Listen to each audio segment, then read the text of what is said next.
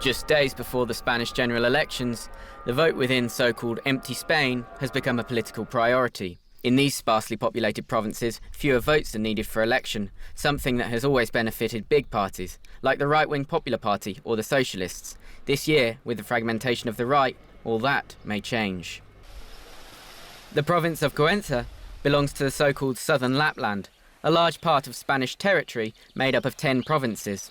Its population density is below 8 inhabitants per kilometre, the lowest in Europe and surpassed only by parts of Lapland.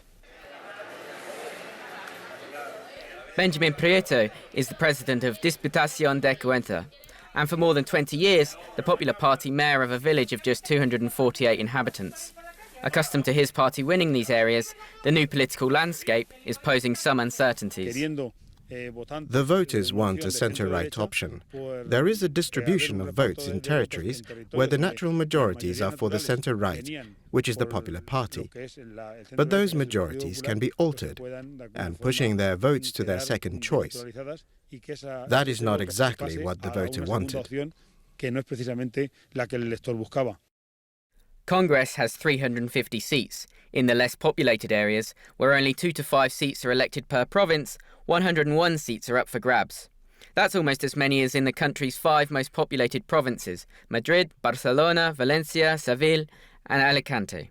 The Spanish electoral system uses the D'Hondt law, which is not proportional and tends to benefit the parties with the most votes, allowing for majorities and stability in parliament. For young voters like Almudena, expectations are low. If young people like me move to other cities, our children will grow up elsewhere as well, and then the village will die. We don't have full opportunities right now.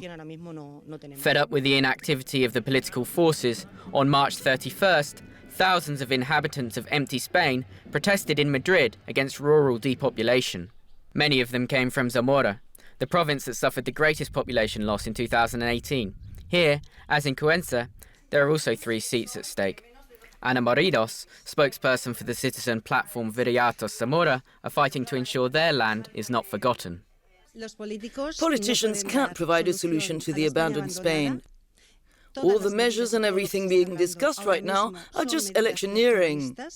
The politicians have created this abandoned Spain. For some reason, there's a form of programmed depopulation.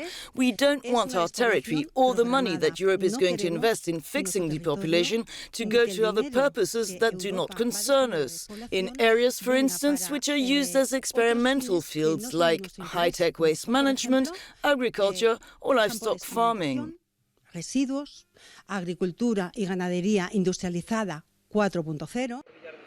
For the political scientist Manuel Mostaza, a native of the unpopulated region of Sanabria, the fact that empty Spain is entering the political agenda is the first step to guarantee basic rights for the citizens of these areas.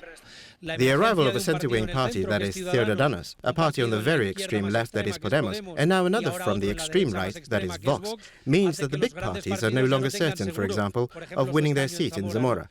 This has had a positive effect. Finally, we're talking about empty Spain. Now winning a seat in Zamora is no longer easy for any party, and that allows this issue to fit the political agenda. I believe that in order to solve a problem, it first needs to be included. The battle for the votes in the so-called empty Spain has begun. Let's see whether the goodwill of the parties towards Spain's most depopulated areas will vanish after election, or if the inhabitants will be heard for good. Ana Valiente, Zamora, Euronews.